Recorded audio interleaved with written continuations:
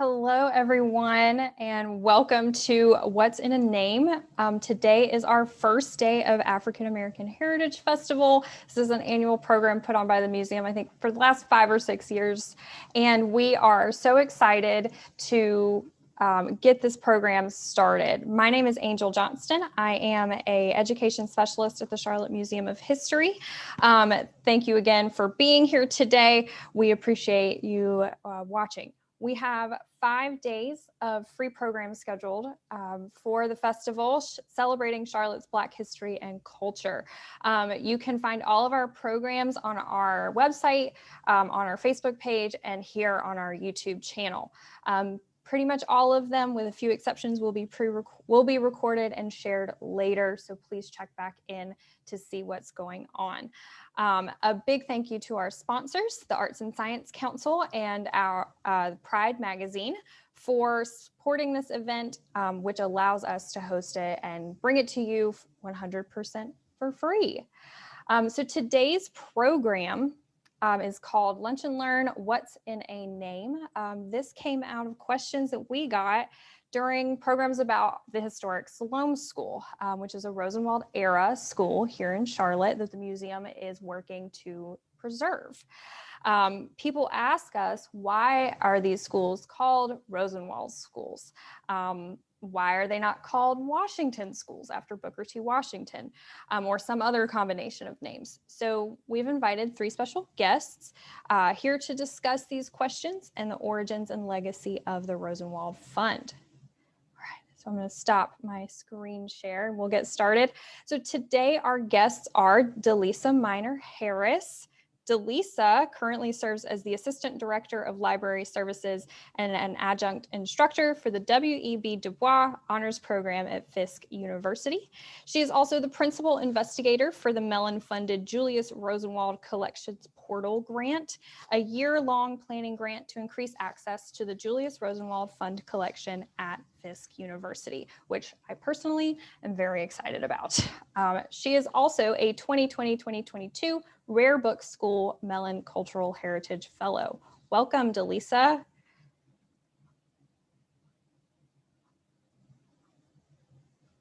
Awesome. Our next guest, we'll get Delisa up here in just a moment, I think. Our next guest is Tom Hanchett. Tom really needs no introduction here in Charlotte. He is a community historian and a perennial figure when it comes to anything related to Charlotte history.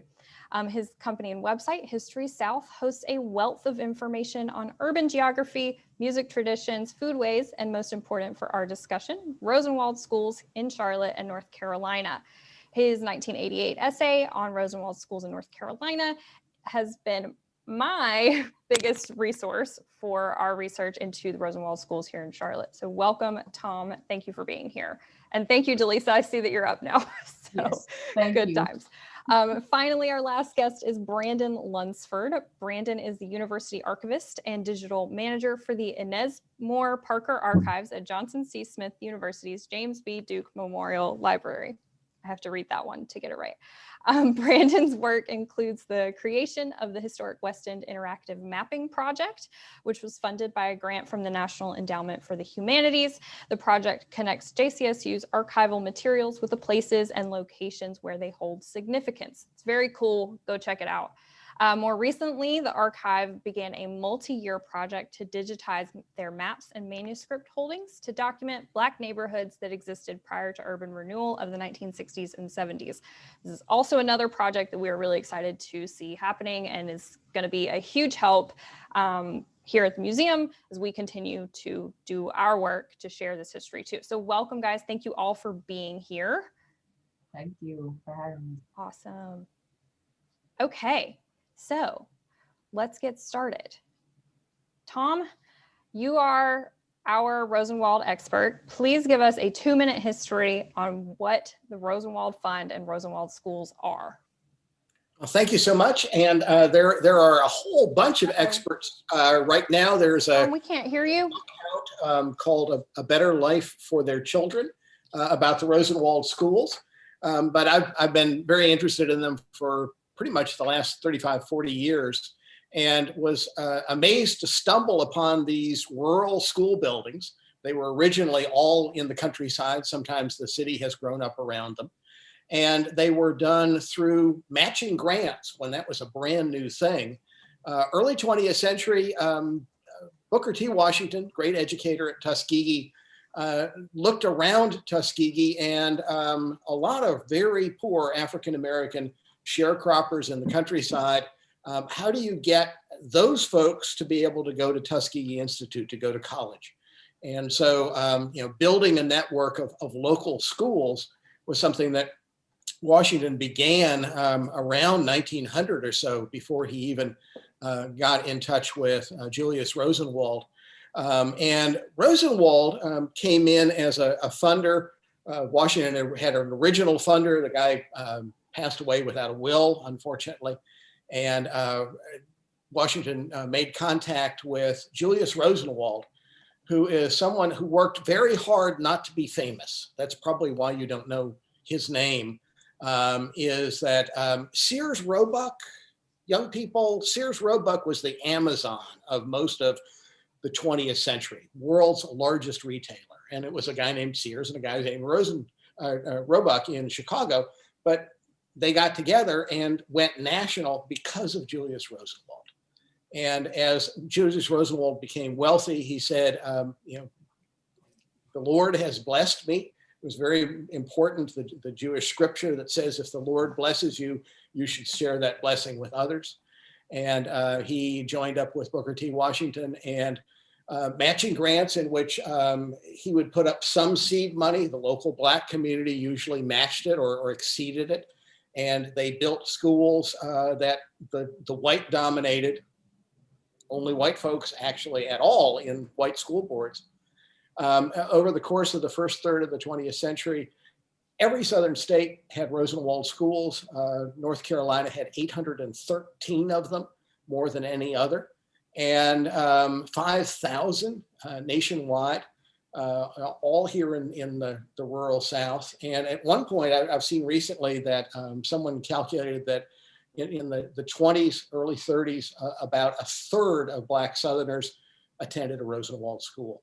So a tremendous, powerful investment in education at a time when the white dominated governments of the South were making things more and more and more difficult for African Americans. You probably have heard of Plessy versus Ferguson, the 1896 Supreme Court decision that said inequality was fine. Well, they didn't say that. They said separate but equal was fine.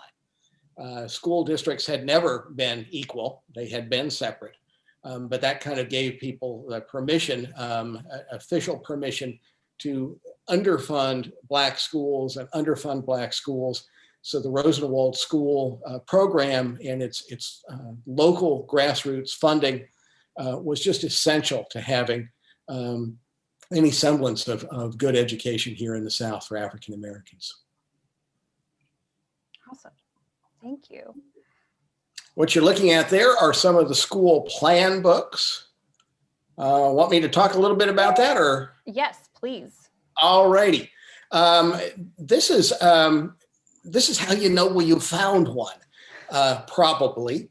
The community school plan books were originally published out of Tuskegee Institute itself. And as the program grew and grew and grew, I think we'll talk more about that. Eventually, it had its own office at Peabody Institute, major teachers college in Nashville. And this is from the second edition, the Nashville edition of the Rosenwald school plans. 2 plans for every size school, from 1 room up to a full 12th grade school. This was a time when most folks lived in the countryside, when whites and Blacks, neither of them at the beginning of this had school buses. There was not electricity. And so these plans were very carefully drawn so that lots of natural light and a sense of order that was very important. Schools had been kind of something you did once the harvest was done. And they're often, Black or white, were not dedicated, purpose-built school buildings until these plans came along. If you look closely, this 1-room school At the bottom, you can see on the left, it has 2 cloakrooms, which I remember well. Discipline, good place to give somebody a little bit of a paddling if they needed it. Not that I ever did. I went to a white school in Virginia, and it was based on the Rosenwald 12-teacher school plan. And so what these were state-of-the-art facilities. And the plans were so good that not only if Rosenwald funded the school, but schools that were not funded by Rosenwald, schools like my white school, that were, anybody could get these plans, and it really made school buildings better for all in the South. Yeah. Like Siloam. Siloam is built on this model here, the one room to face north or south, but it did not receive Rosenwald funding. But it was a school for the Black community there at Siloam School. Thank you for that. It's hard to fit this history in 2 seconds, but you did it very well. Brandon, I wanted to ask you about the experience here in Mecklenburg County and in Charlotte in general, and the segregation in education and what that was like. And I don't know if you can speak to this, but if you can, before the Rosenwald Fund sort of changed the model and then after. Well, I'm sure Tom can speak to that better than I can, but I mean, I actually stole some of his research here to look at it. I mean, he he showed that, and I mean, North Carolina wasn't really spending that much money on education anyway compared to the rest of the United States. So I mean, the Black schools in the South were particularly terrible compared to the North. I mean, some people, especially in the rural areas, were, I mean, this was like a developing country, pretty much, the stuff they were given. I mean, not just the actual like equipment. I mean, the actual classrooms themselves, the buildings were falling apart, and they really didn't have anyone to represent them politically to, change this. So if it was ever going to change, it would have to be something like this, some private donors. So North Carolina, apparently, according to Tom's research, there was about $30 per student that was spent nationally. But in North Carolina, it was only $7.40 per white student and only $2.30 per Black student. So, and I think that after the Rosenwald, I mean, so the Rosenwald schools were huge. I think they accounted for 30% of schooling for Black children after that. Mm-hmm. So, I mean, I think it was a huge difference in North Carolina. It would never, especially in Mecklenburg County, we had about 25 of these, I think. So mm-hmm. I think you'd be looking at a very different landscape in North Carolina if you didn't. And I mean, this stuff was all happening. The research we're doing here for the mapping and things like that, it's all about kind of talking about institutional racism, kind of tracing where it came from. And this was just like one of the many arms of that. And North Carolina, Charlotte, like many cities at the time, was deeply segregated. I mean, it didn't really become segregated until the late 1880s, 1900s, maybe.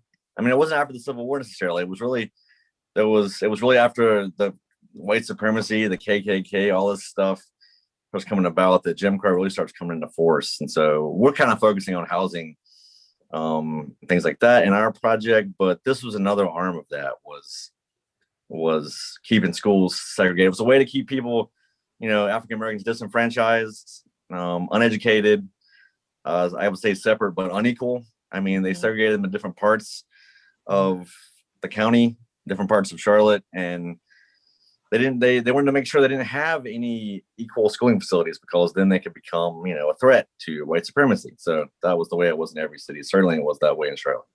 So Rosenwald schools were huge impact on turning that around. Awesome. Thank you for that. That's a great context. I love the way that you phrase that, is like, this is just one arm in a very large system of inequality. But a major one. Yeah. So how did the Rosenwald Fund, or not necessarily the Rosenwald Fund, what I really mean is, how did the school building initiative start? Because I know that it did not actually start with Julius Rosenwald, or even Booker T. Washington. So Delisa, you're from Fisk. Tell us about that. Yeah, so I mean, in the South, you had many efforts at improving education for African Americans, including, you see early on Fisk University, founded by the AMA after the end of the Civil War and the emancipation of African Americans in the South. And they go on to establish several institutions, HBCUs as we know them today, for the education of newly freed African Americans. And then you have organizations that come along, the Anna T. Jeans Fund, which was created in 1907 through an endowment essentially set up by Jeans that would provide funding for assistance and maintenance for elementary schools for African Americans in the South. And it's where we get our Jeans teachers, and many of those Jeans teachers taught in Rosenwald schools. You also have the General Education Board, which started in 1902. And that was a foundation that had many prominent members. And even when Booker T. Washington sets out on his journey to build what we call the offshoots from Tuskegee, he essentially develops the rural Negro school program with the support of the General Education Board. You have members like William H. Taft, Andrew Carnegie, James C. Napier, and other prominent business individuals who helped him establish this program officially in New York. And then you have the John F. Slater Fund, which was also a means for training Black teachers. And you had Tom, who mentioned George Peabody. You had the Peabody Educational Foundation that was also doing that work. So there was quite a few foundations and funds that were doing the work prior to Rosenwald's dive in with Washington in 1912, around 1912, 11. And Booker T. Washington, he's been passionate from the go. He sees that with Tuskegee, what he's created, that, like, as Tom mentioned, there are students that are in that area in Alabama who need training at the elementary level. And there need to be more schools in these rural areas to get the students into institutions like Fisk, like Hampton, like Tuskegee, preparing them for that. And so, eventually, Washington meets Rosenwald in Chicago, and he has heard Washington speak, and Rosenwald has, and he's heard everything that he's done. And, they make the connection. And for Rosenwald's 50th birthday, he gave $25,000 to kind of as a seed for Washington's efforts at Tuskegee for this rural Negro school program. Yeah, and I have read that at Tuskegee, the school building program was part of their extension program, and they had been doing it since, I think, the 1890s. Is that correct? Yeah. So, Washington had the education extension program at Tuskegee.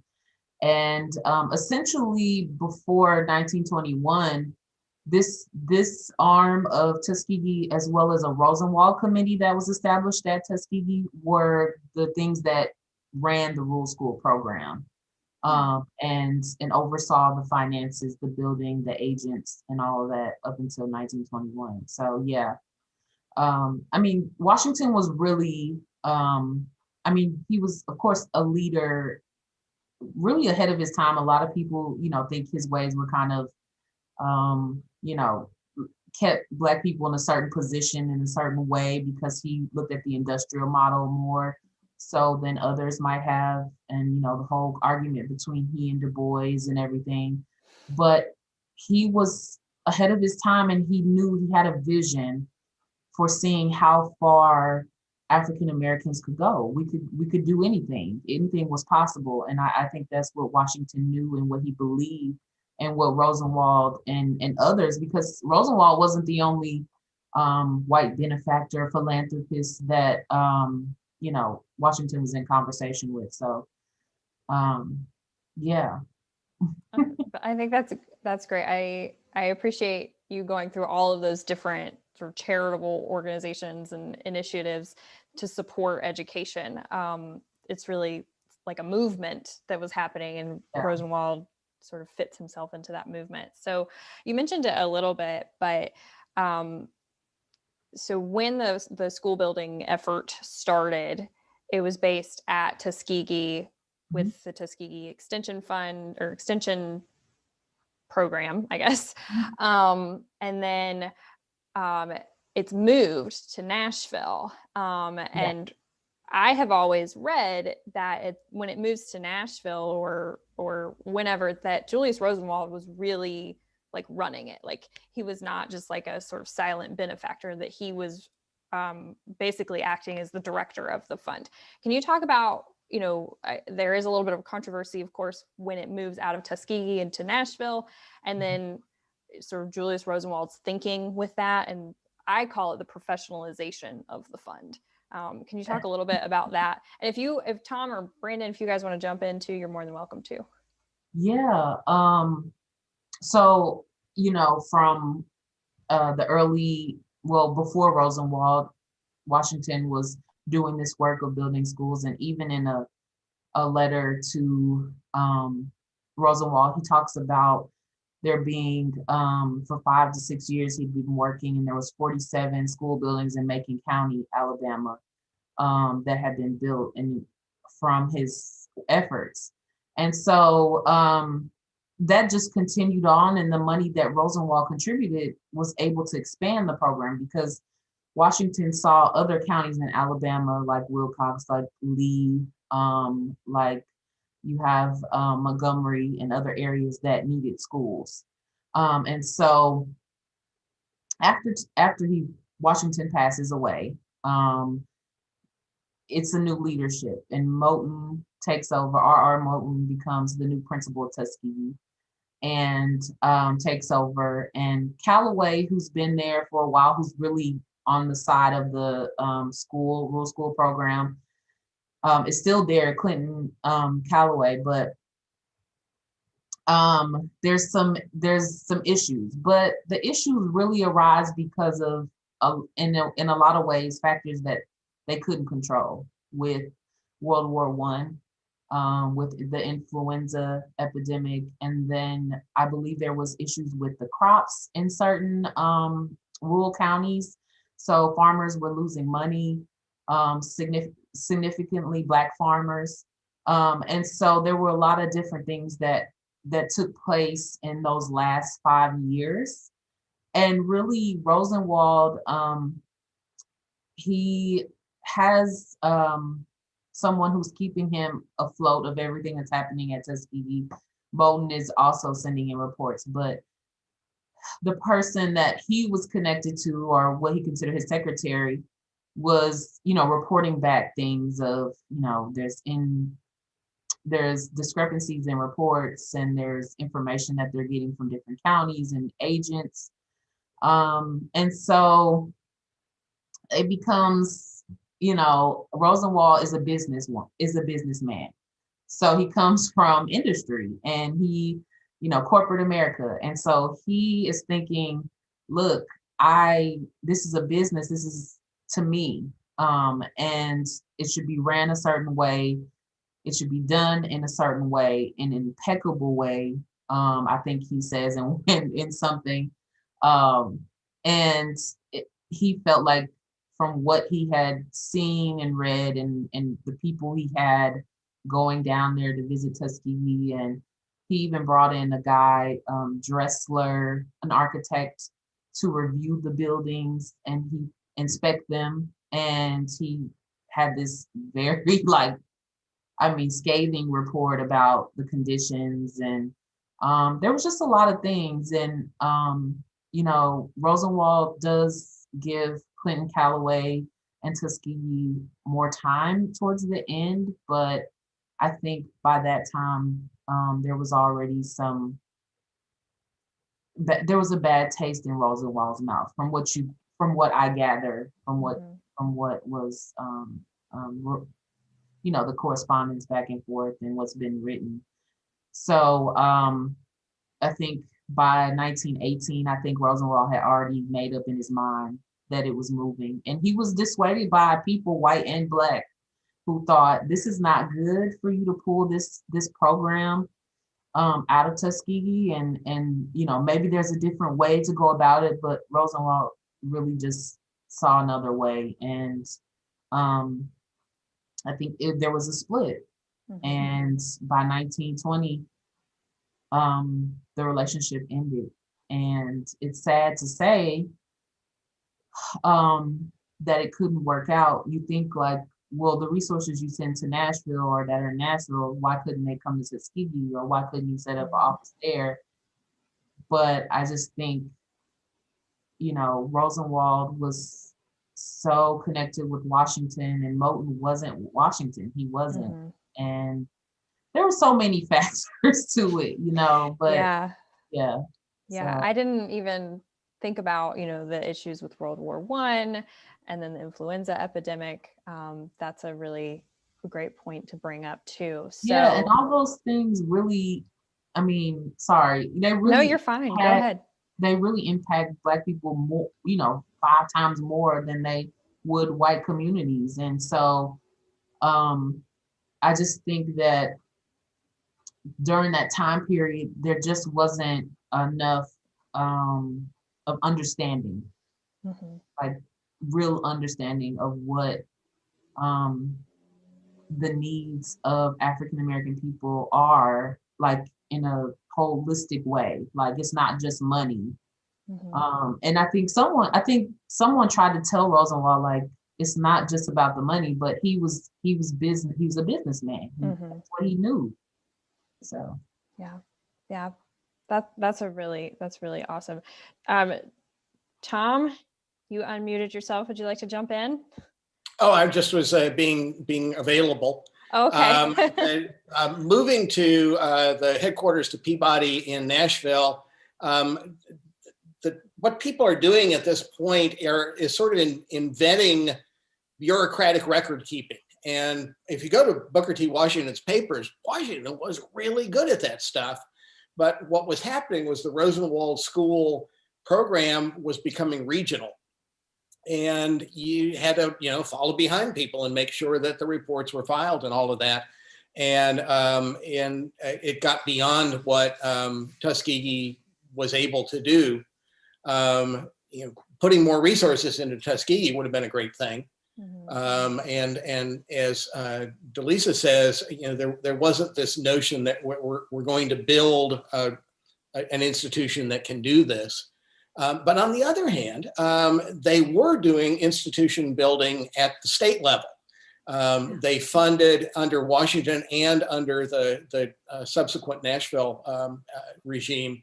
They funded what was usually the top ranking African American in state government in every southern state, something called a Rosenwald agent.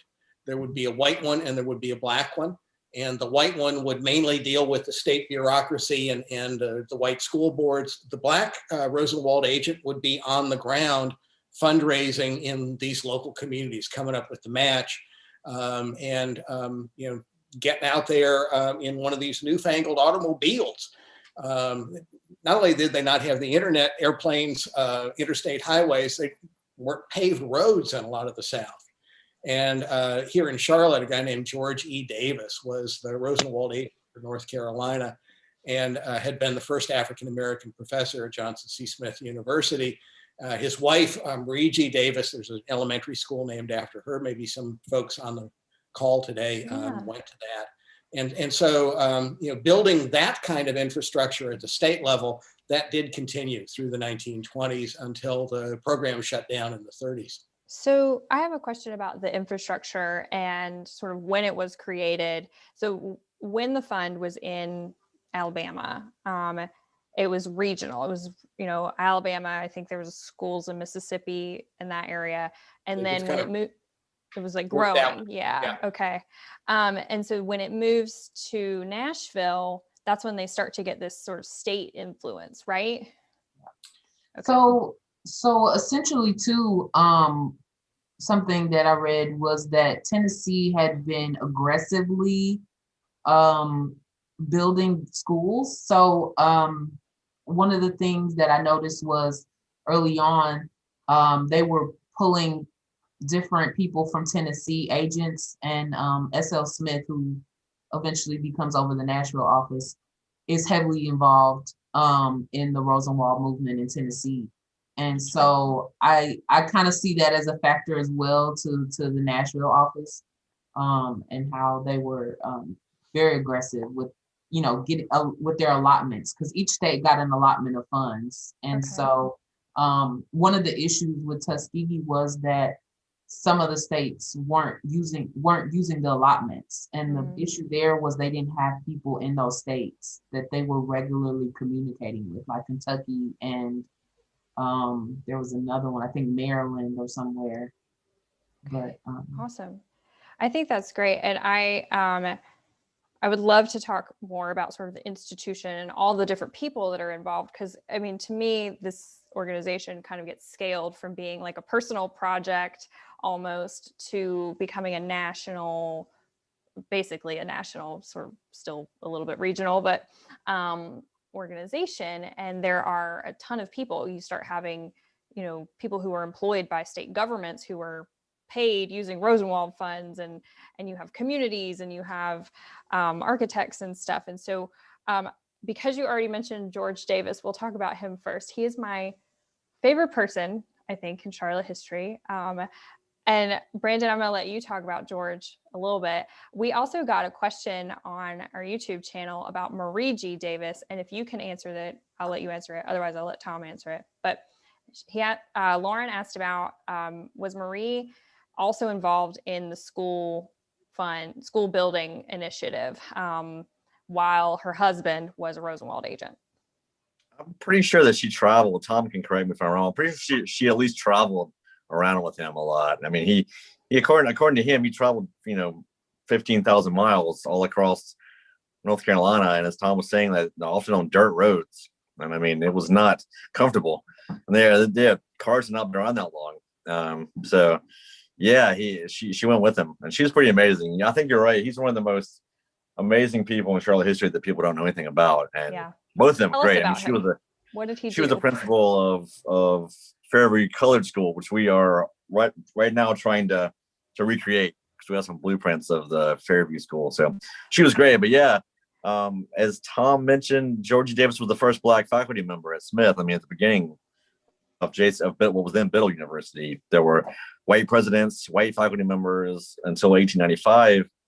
Daniel Sanders was the first Black president, and from then on, there was more Black faculty members. But in 1886, I mean, George D. Davis was the only Black faculty member, and he graduated from here.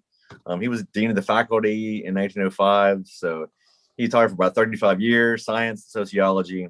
So, but yeah, I also read that he was a athletics coach. Yeah, he did. I can't remember what he taught, but he coached something as well. I can't remember what it was, like tennis or something like that. I think something weird, random. Or maybe it was track and field. Okay. Yeah, he was all over the place, but he became even more important, arguably, after he left here. I mean, he started doing the Rosenwald. He started being the Rosenwald agent in 1902, I think. So he was still at Smith during most of that time, but in 1921 he retires from Smith and joins the Department of Public Instruction. So he's one of the very few Black supervisors in that department. He was directly responsible for Rosenwald building. So as Tom was saying, you had to, get buy-in from the local communities. So he would, and it wasn't just money that they were trying to raise, but also they would sometimes help build these schools and things like that. So he would travel all around kind of educating people on what the Rosenwald schools did, how important they were, and help raise money and labor so they could kind of satisfy their part. So it was like an invaluable thing that he did. By the time in 1932, I think he retired from doing that, but he had raised, over $600,000, which, today, as you pointed out, would be over like $9 million, which is huge. And then by the time there was almost 800 schools and Rosenwald schools built by the fund in North Carolina. So he and, to a lesser degree, Marie, who came with him, And that was obviously his support. He's like rock. I would love to find out more about. I love to find more pictures of them for one thing. Yes. People are always asking me for pictures of them and pictures of their house, and we have maybe one or a couple of pictures of them. And his house is like one of the great landmarks that's still left at JCSU that's been renovated recently across the street from us. So, and now it's the foster children center. So David Davis's name still like, helping education to this day, as far as Smith's concerned. And we named our science hall after him too. So Awesome. he is a very important guy that does not get enough credit. No, Sure. I feel you on the pictures. You feel my pain. I do have to plug that on Saturday for African American Heritage Festival, we are hosting something we're calling Path of Portraits, where we have brought in local Charlotte artists to paint notable Charlotte figures. And one of them is George Davis. Awesome. And our artist, was like, are there any pictures of him? And I'm like, there are two. Like, here's the family photo, and then here's one of him and Marie, and that's all I got for you. So at least there are pictures of him. There's no pictures of anybody else that we're doing. So did want to just plug that so folks can know to come out on Saturday to watch. I'd love to see that picture. It'll be cool. Tom, tell us a little bit about the actual fundraising efforts that George and other Rosenwald agents were doing. What did that look like? I mean, we all have an idea of what a fundraiser is in our minds, but it was very different in those times. Fundraising was such a skill, such an art. And of course, Booker T. Washington may be one of the greatest fundraisers that America has ever seen. The local, state level rather, Rosenwald agents must have been a tight runner-up on that, because at this point in rural America, there's very little money. There's a lot of people are farming on shares, which means that the landowner provides you with what they think you need at the beginning of the year. At the end of the year, you give them their crop and they give you some more stuff. You may never actually get money. And so, they're raising funds among this population. Now, not everybody is at that level. There are folks who own their own land. There are African-American farmers who've been able to crawl out of the sharecropping trap. It was often designed to entrap people. But folks who had land would sometimes donate their land. Took a 2-acre plot to satisfy the Rosenwald folks, because there was outdoor education in farming and recreational space, baseball diamonds, a basketball court perhaps. So, you could give land. Folks who might own a wood lot, who might own trees out in the countryside, would donate the trees, and the community would come out, cut them down, turn them into lumber. But my favorite one was something called a box party. And box parties, you didn't have to have a lot of money. You just had to have a little bit of change. And you might not even have that if you were a lady of the community. If you were a young lady and you made a pie, or you made a sandwich, or you made a lunch, put it in a box, put a bow on it with your name, and the young men of the community would bid on that. And that's an old, I can remember that when I was growing up in Troutville, Virginia, there were still things like that. But it kind of harnesses the grassroots desire of folks like me to get attention of good-looking folk in our community. And it also does good for the school. These efforts were sort of like revivals. Georgie Davis was a great speaker. The posters survive in Raleigh in the archives. And one of the greatest speakers of our race, rallying for Rosenwald schools. And people really took ownership of these schools, because they put their sweat, their soul into it. And the folks who taught at those schools were revered. You can still occasionally find an elderly person who taught in a Rosenwald school, often living very near the school. And you just start asking in the community, and people will point to that person as one of the elders, one of the griots in that community still today. That's so awesome. I love that. it's amazing to me talking, George drove all the way across the state several times. You can go read his reports, and he'll go to like 3 cities in one day. And his reports are really fascinating. And he talks, he'll say, I spoke at a PTO meeting or something like that. But I did want to read this quote that has really struck me, because it really does speak to the level of dedication that the community members have. And then after I do that, we can talk a little bit about how the fund worked and the fundraising sort of model that it created. But first I'll read this. So this is from the Alabama Rosenwald agent, M.H. Griffin's reports. And this is his report on a fundraising event that he led there. This is the second of 2 events that he led to raise money for them to build another school. So it reads, I have never seen such great human sacrifices made for the cause of education. Children without shoes on their feet gave from 50 cents to $1, and old men and old women whose costumes represented several years of wear gave from $1 to $5. The more progressive group, which is a separate fundraising group that had formed after his last visit, gave from $10 to $25. When the rally had closed, we had the handsome sum of $1,300. Now we were at our rose end, as we felt that the colored people had done all in the range of human limitation for the school, and yet we lacked more than $1,000 with which to qualify the project. Our next big question was, where shall we get the rest of the money? Colored men offered to pawn their cows and calves for the money, and did do just this thing. They made notes and gave security pledges on their future crops, their cows, and other belongings for the money. They raised in this way $1,000, and we started out for a contractor. So this is a time when, if someone gets a dollar income of 200, average income, yearly income is $200 or something like that. I mean, it's incredibly low. And the community is raising $2,300 by mortgaging their cows and making promissory loans on their crops and things like that. And they are still paying taxes to their counties ostensibly to pay for their children's education.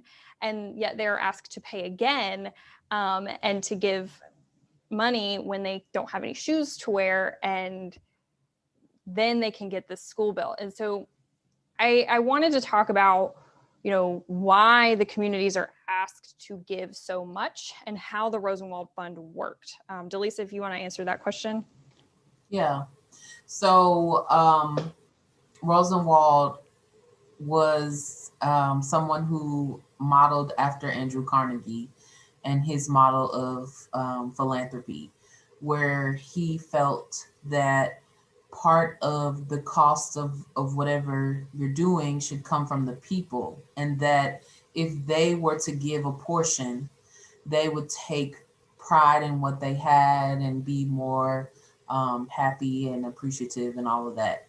And that's just that's not the full ideals Rosenwald had, but that's a main part of it.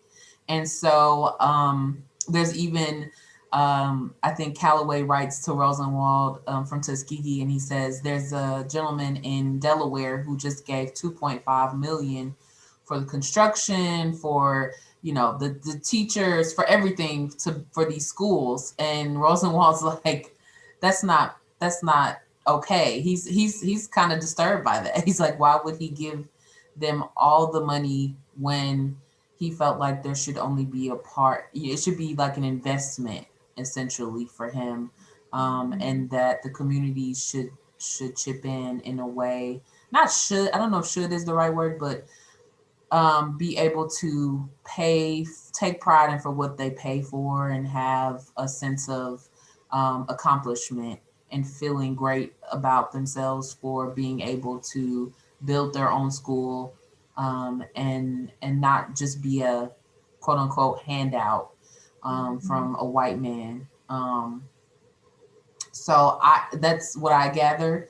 And I think it's interesting because of the time period for which he has this model, and then the fact that the people who are actually paying for it and giving the money don't have hardly anything. So it's interesting, and I think people can look at it different ways. But I also say that when you look at our database and you look at the school cards, there was a portion from not only the Black community, but the white community, and then the state, and then Rosenwald. So there was multiple streams or areas of funding that were coming through to build a school.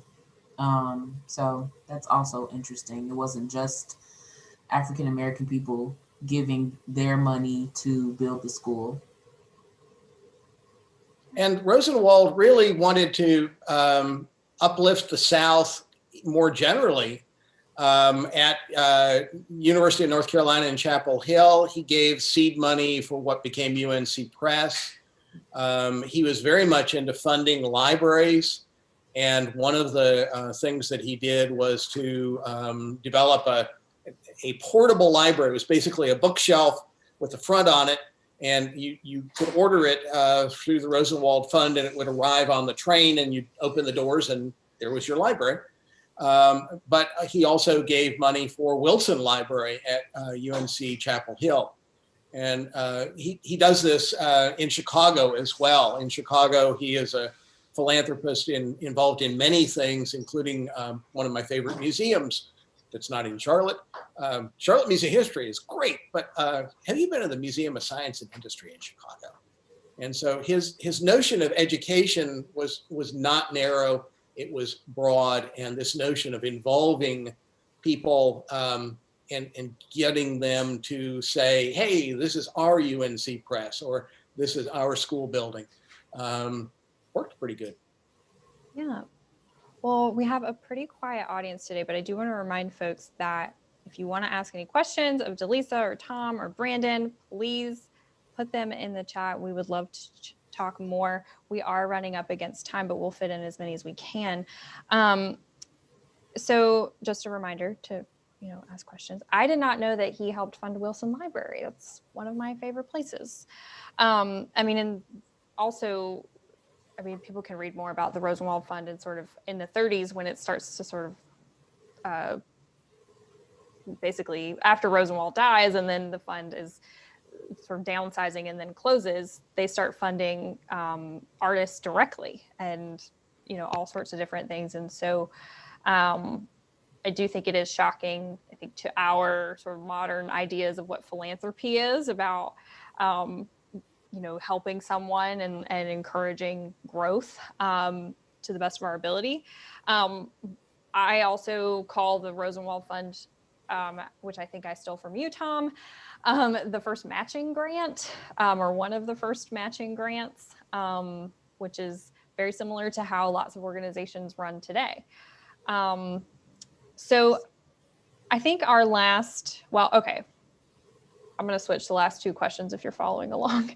I want to talk a little bit about the modern sort of national effort to preserve Rosenwald schools. What's going on? What are your organizations doing? And why do you think this is happening right now? Whoever wants to go first can go first. Or I will pick someone. Delisa, go ahead. Of course, Fisk University is the institutional repository for the Julius Rosenwald Fund archives.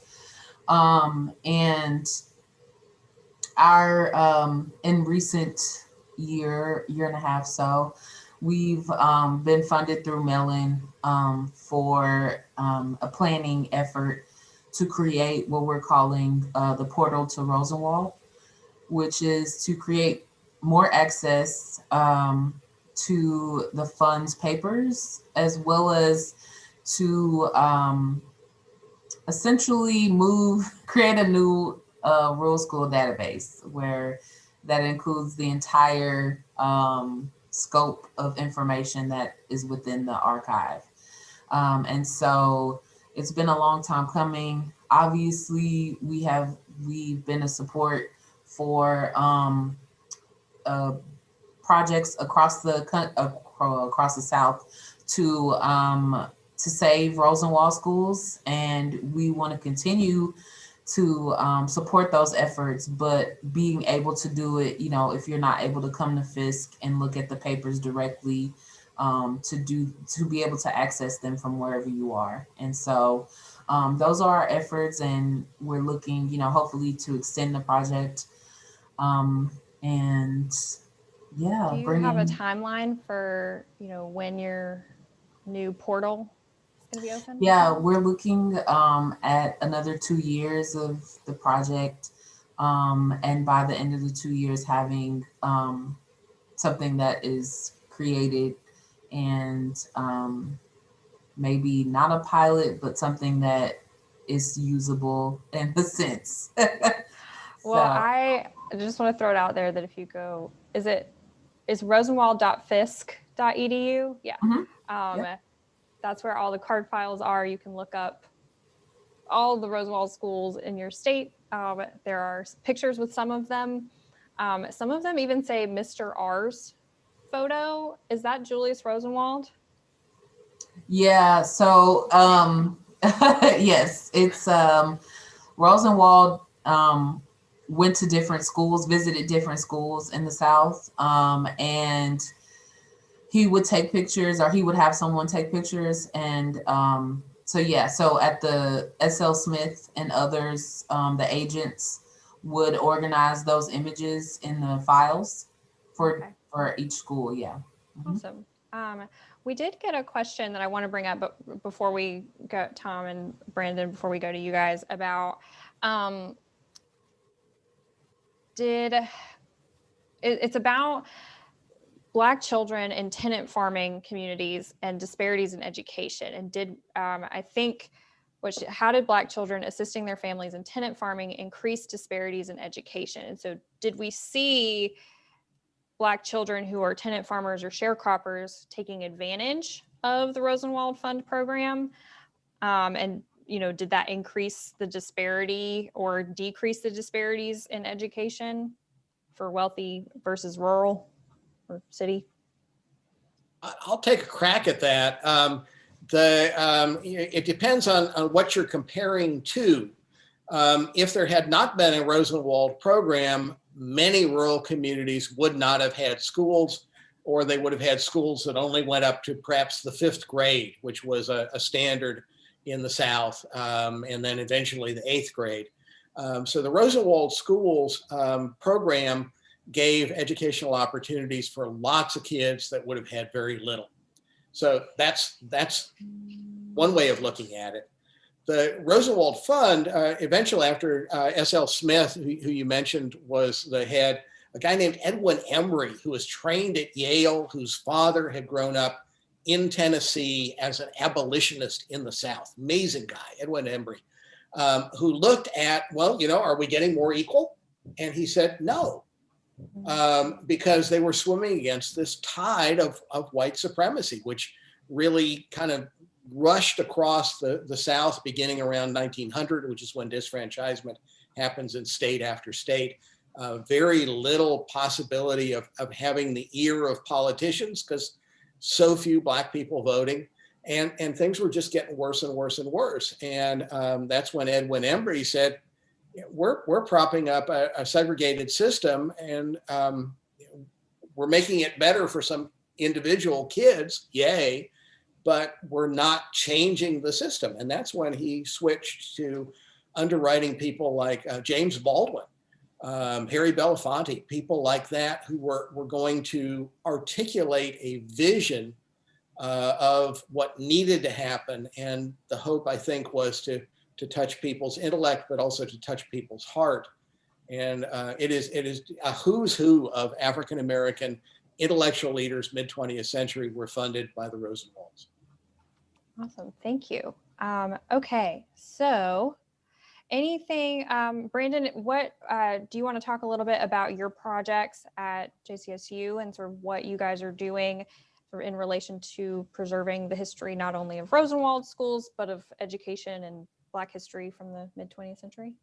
Yeah, we've become really interested in mapping projects and digital storytelling projects. So I did the NEH grant that sort of had, there's a digital map of the West End neighborhoods around Johnson C. Smith University, and that's westendcharlotte.org. And so it's kind of like it's a map, so it's geographically based, but also kind of a place where we can gather oral histories and photographs of various sites. So we're trying to kind of expand that a little bit in the project we're doing now. We got more funding from the Knight Foundation, National Park Service, National Archives, 3 different grants to sort of study more of what happened in the neighborhoods like Brooklyn and Greenville that were torn down in the 60s and 70s during urban renewal. And so that project to me has also become sort of a way that you can see the roots of institutional racism. Like, how are we at the point we are now?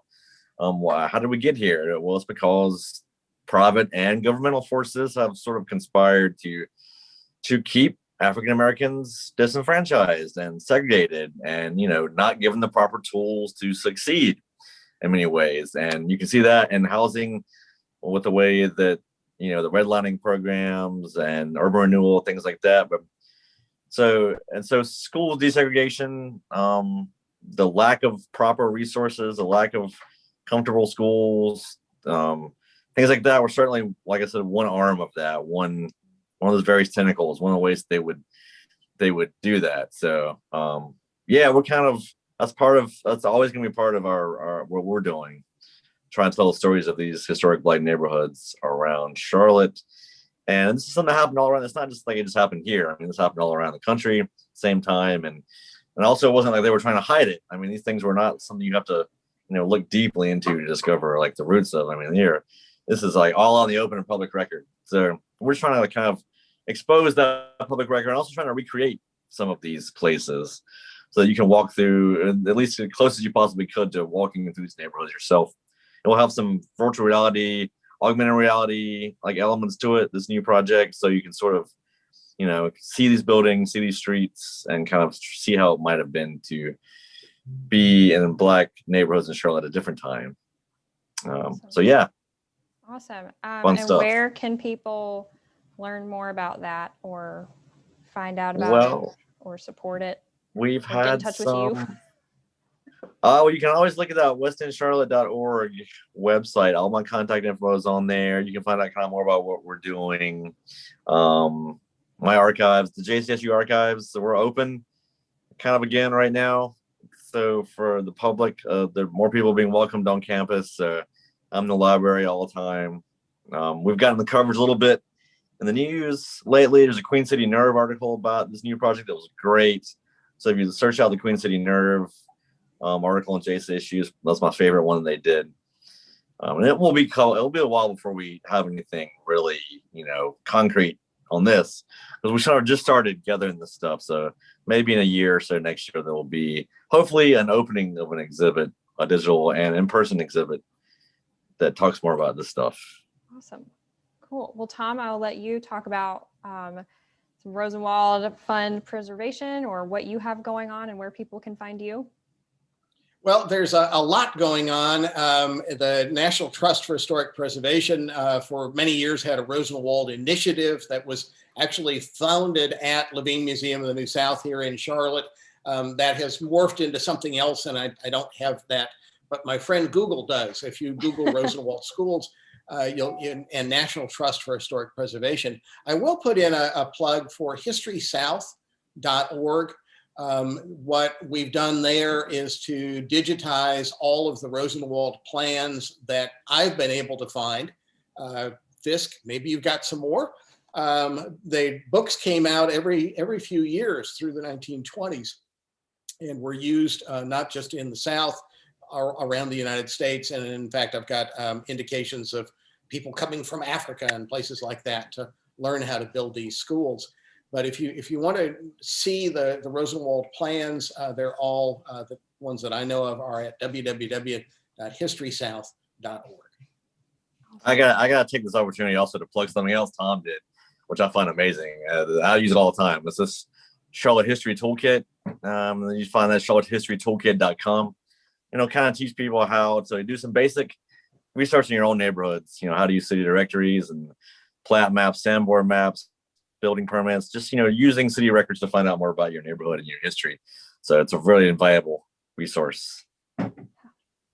We are grateful to have a lot of resources available. That's why I like talking to you guys, because you're all sort of archivists and librarians, and so making those available to everybody. And then, of course, Delisa, tell us about the Fisk archives and what you guys have. We talked a little bit about when the new archive will be available, but let us know how the folks can find you. Yeah, you can find us at www.fisk.edu. And Special Collections and Archives is under the libraries page. And we actually recently had a postdoctoral fellow, Dr. Raquel Basto, who completed a digital humanities project on the Rosenwald Fellowship Program. And it's an amazing site that she built on Omeka from the archives, and gives more insight into the people, maybe lesser known names, who received Rosenwald fellowships and did some amazing things. So we have that, the Rosenwald School database, and then the entire archive, the finding aid, is available on our website. We're not currently open for appointments until the fall, but we, of course, welcome researchers and community members who are interested in learning more. Yes, and I have called you guys, I think, a couple of times asking questions about stuff. So it was always very helpful. Well, thank you all so much for being a part of this. I really feel like we could talk for a whole other hour, but we're not going to make people sit through that. And thank you all for being a part of this and for talking about this, the Rosenwald Fund and what it means, and all the different people involved in this effort, and what it means for us today. So I'm going to try to share my screen again, and we're going to wrap it up. African American Heritage Festival continues through the rest of this week with virtual programs on the weekdays, and then we'll have an in-person. We're opening the museum galleries, yay, on Saturday. We'll be opening a new exhibit about the historic Siloam School, which is a Rosenwald era school based on the Rosenwald model, but not using Rosenwald funds. And so I think that in itself speaks to the influence that the program had. And we'll have the Path of Portraits, which I mentioned, where we'll have different artists painting different Charlotte characters, notable Charlotte characters from history. But tomorrow I am chatting with Lakeitha Blakeney, who is a director, an actor, and a playwright. I would also call her a historian, about how to connect the past with today. And so we'll be talking about that. That'll be live streamed on both Facebook and YouTube, and will be posted on the museum's website, charlottemuseum.org, once that's complete. Same with this program. We'll be posting this video on our website, hopefully this afternoon. Everything you have seen today is free, thanks to our sponsors, the Arts and Science Council and Pride Magazine, and we're so grateful for their support, so that we can have these things for free. I hope you guys will stick around with us, check back tomorrow and all throughout the week. Go to charlottemuseum.org to register for Saturday's event, and have a wonderful rest of your day. Thanks, everybody. Bye.